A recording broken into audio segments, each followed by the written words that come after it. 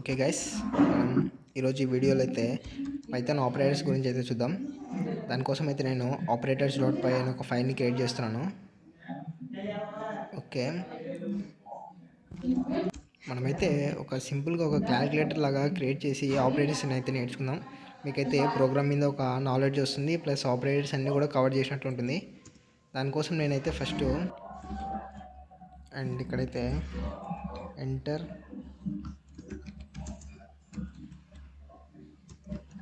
num1 అయితే ఇస్తాను.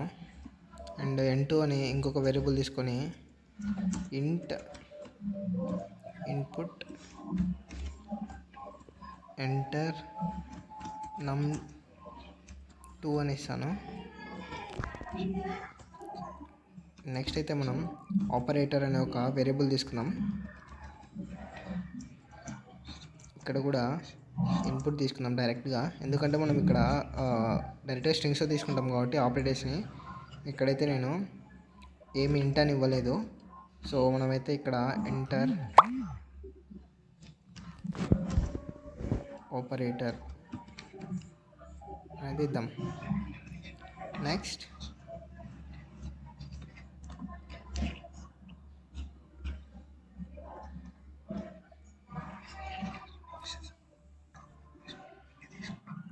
ఇప్పుడైతే మనం కండిషనల్ స్టేట్మెంట్స్ తీసుకుందాం. If operator equal to plus అయితే ఇక్కడ సెమీకోలన్ పెడితే నేను ఇండెంటేషన్ ఇవ్వాలని చెప్పాను కదా, ఓకే అది ఇండెంటేషన్ వచ్చింది. ఇప్పుడైతే మనం ఒకవేళ ఆపరేటర్ ప్లస్ అయితే ఏం ప్రింట్ చేయాలంటున్నాం, print n1 plus n2. And plus అనేది addition operator.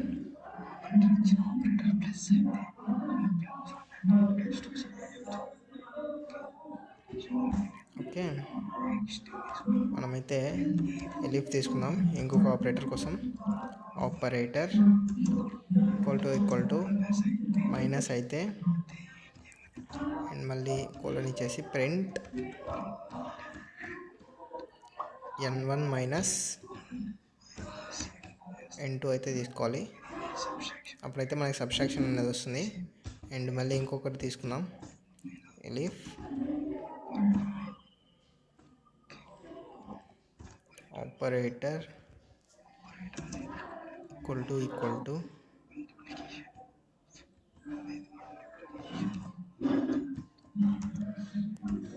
Multiplication operator and next n1 into n2 addition, subtraction, multiplication and next operator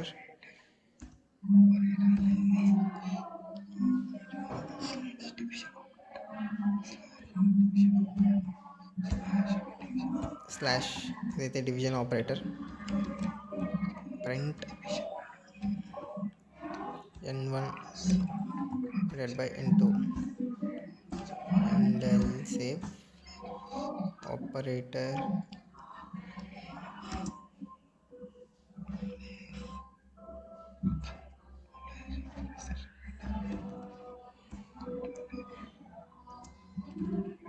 equal to percentage and modulus operator.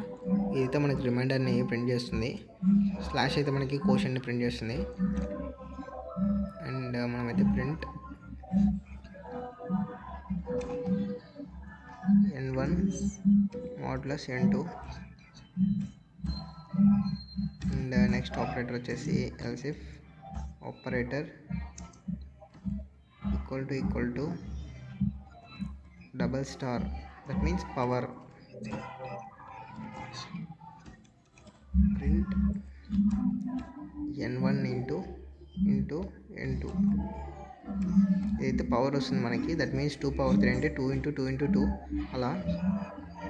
And next వచ్చేసి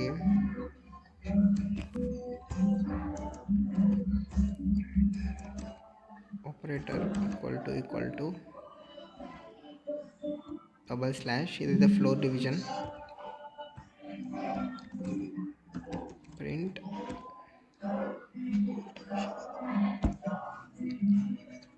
n1 slash n2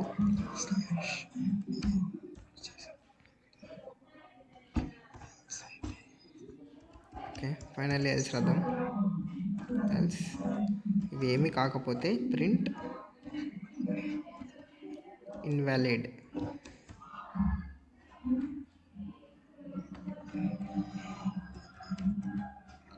invalid అని print చేద్దాం. మనమైతే ఒక simple calculator అయితే prepare చేసాం. Okay,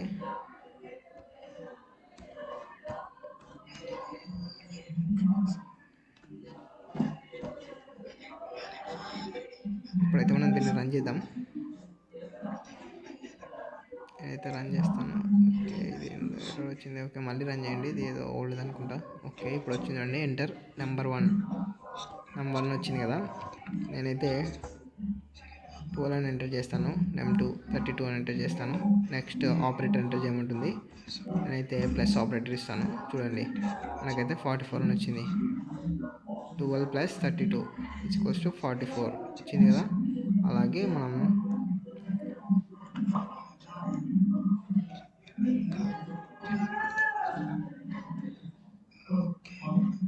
ఒకవేళ మనం ఇక్కడైతే ప్లస్ ఆపరేటర్ దగ్గర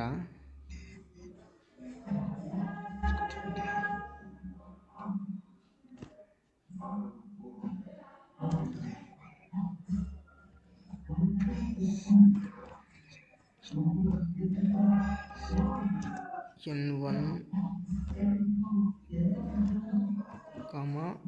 ప్లస్ ఆఫ్ n2. ఇప్పుడైతే మనకి n1 అనేది వాల్యూ ప్లస్ అనేది స్ట్రింగ్గా తీసుకొని మనకైతే ఎలా వస్తుందో చూడండి. 12 అండ్ 12 ప్లస్ ఆపరేటర్ చూడండి. ఇప్పుడైతే మనకి 12 + 12 24 వచ్చింది. మనం అక్కడ ఈక్వల్ టు కూడా పెట్టచ్చు. నేనైతే చూపిస్తాను అది కూడా. ఇక్కడ కోడ్స్ ఇచ్చేసి సింగిల్ కోడ్స్లో ఈక్వల్ టు ఇచ్చామంటే అది మనకు ప్రింట్ అవుతుందని చెప్పాను కదా. ఇక్కడైతే కామా తీసుకోవాలి, కామాతో సపరేట్ చేయాలి పైథాన్లో. ఇప్పుడు రన్ చేద్దాం మళ్ళీ. అండ్ మళ్ళీ రాద్దాం. 12 అండ్ సారీ, ఇక్కడ తప్పించాను. 12 22 అండ్ ఆపరేటర్ ప్లస్ ఇద్దాం మళ్ళీ.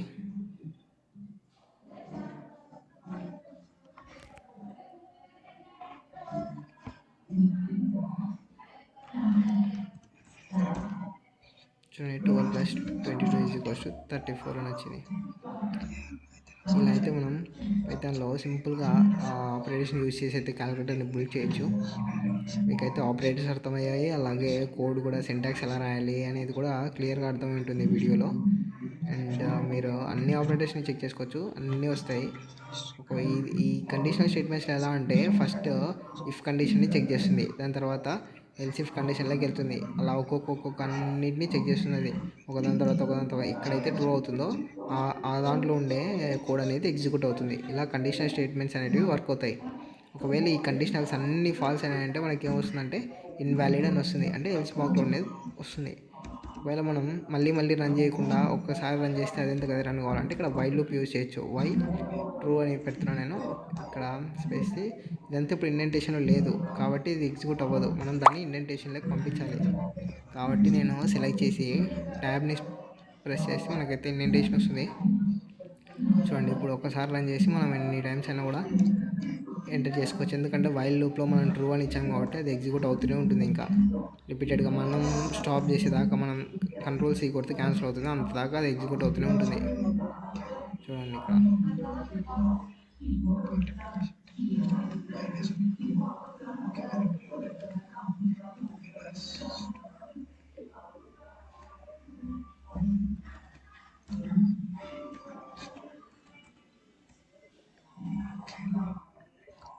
చూడండి, నేను బ్రేక్ చేశాను. ఇది ఇక్కడ మనం ఆపరేటర్ అనేది మధ్యలో వచ్చేలాగిద్దాం.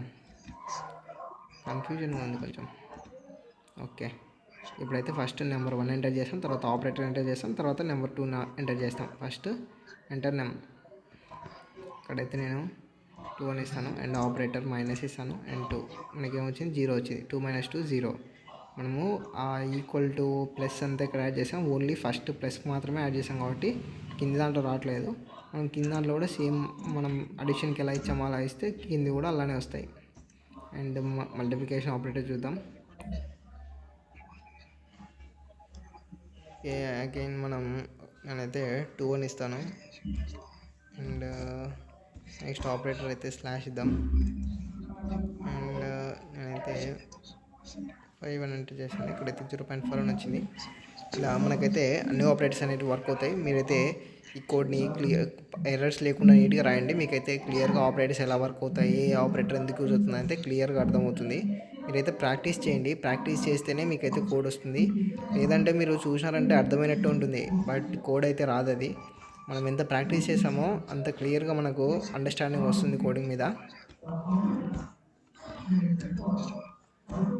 ఓకే, మనం పవర్ ఆపరేటర్ కూడా చూద్దాం. చూడండి, 2 పవర్ 2 = 4 అని వచ్చింది.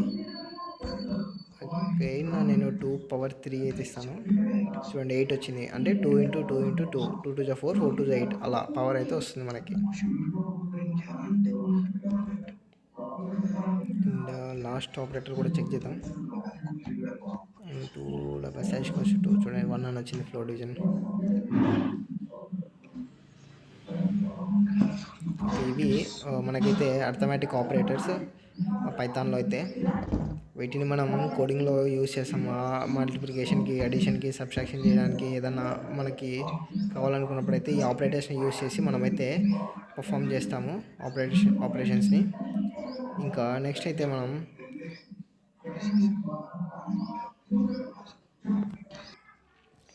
మనం కంపారిజన్ ఆపరేటర్స్ గురించి అయితే చూద్దాం.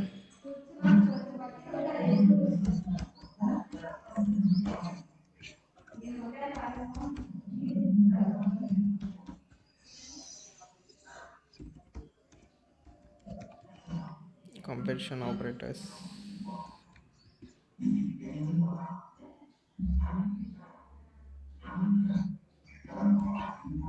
పైథాన్లో కంపారిజన్ ఆపరేటర్స్ అంటే ఆల్రెడీ మనం ప్రీవియస్లో సింటాక్స్ దాంట్లో అండ్ దీంట్లో మనం మొత్తాన్ని కవర్ చేసేసాం.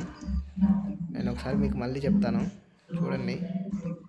అండ్ ఇక్కడ ఉంది కదా, equal to and not equals to,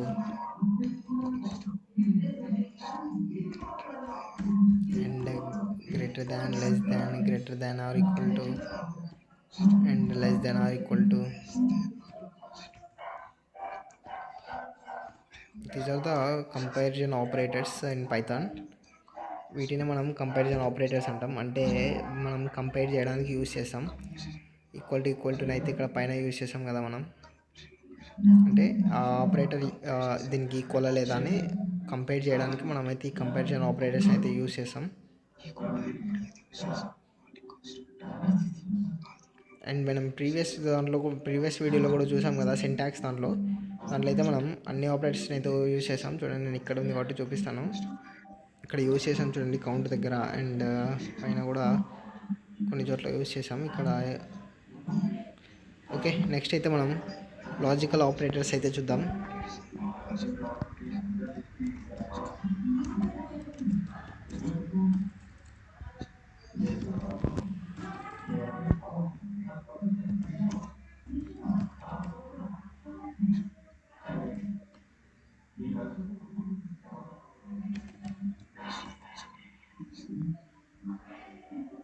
నాకు లాజికల్ ఆపరేటర్స్లో మెయిన్గా 3 ఉంటాయి. ఇవి ఏమేమంటే అండ్, ఆర్ అండ్ నాట్. మెయిన్గా ఈ 3 ఉంటాయి లాజికల్ ఆపరేటర్స్లో. ఇవి ఎలా వర్క్ అవుతాయి అనేది అయితే నేను మీకు ఇప్పుడు ఒక సింపుల్ ఎగ్జాంపుల్ తీసుకొని అయితే ఎక్స్ప్లెయిన్ చేస్తాను. ఓకే, మనమైతే ఒక కండిషనల్ స్టేట్మెంట్ అయితే తీసుకుందాం. దానికంటే ముందు ఒక వేరియబుల్ క్రియేట్ చేసుకొని a = 20 అండ్ b = 30 అని తీసుకొని ఇప్పుడు ఒక కండిషనల్ స్టేట్మెంట్ తీసుకుందాం. ఇఫ్ a = 20 అండ్ b = 30 అయితే ప్రింట్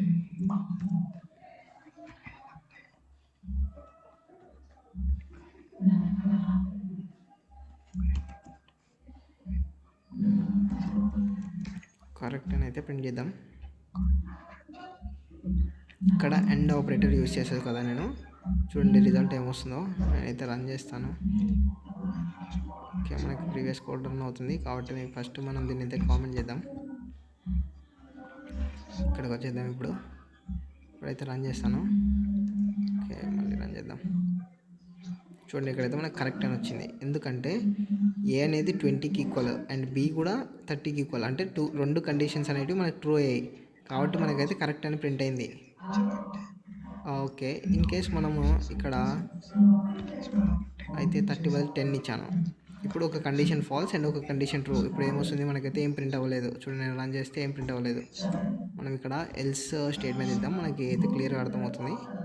ఎల్స్ ప్రింట్. ఎల్స్ ఎందుకు వర్క్ అవుతుందో మీకు తెలుసు కదా, నేను చెప్పాను. ఒకవేళ ఆ కండిషన్ ఇఫ్లో ఎల్స్ ఇఫ్లో ఉండే కండిషన్స్ ఫాల్స్ అయినప్పుడు మనకి ఎల్స్ అనేది ప్రింట్ అవుతుంది.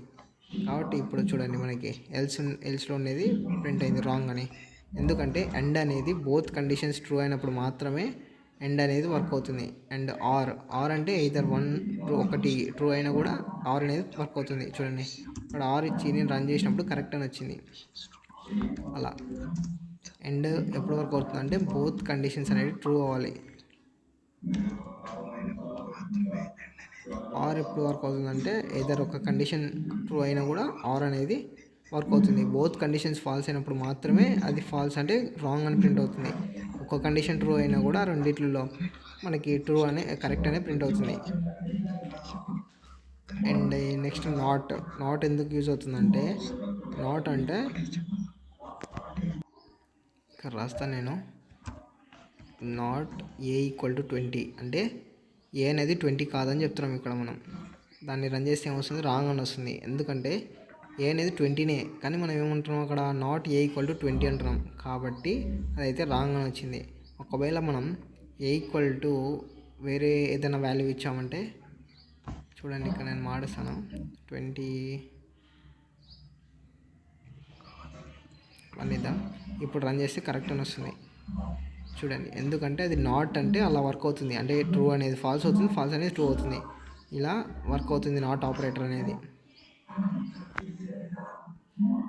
ఓకే, పైథాన్లో అయితే ఇవి ఆపరేటర్స్. మనమైతే ఏమేమి కవర్ చేసామో logical operators, assignment operators and arithmetic operators అయితే కవర్ చేసాము. ఓకే, మనమైతే నెక్స్ట్ వీడియోలో నెక్స్ట్ టాపిక్స్ గురించి అయితే డిస్కస్ చేద్దాం. ఓకే.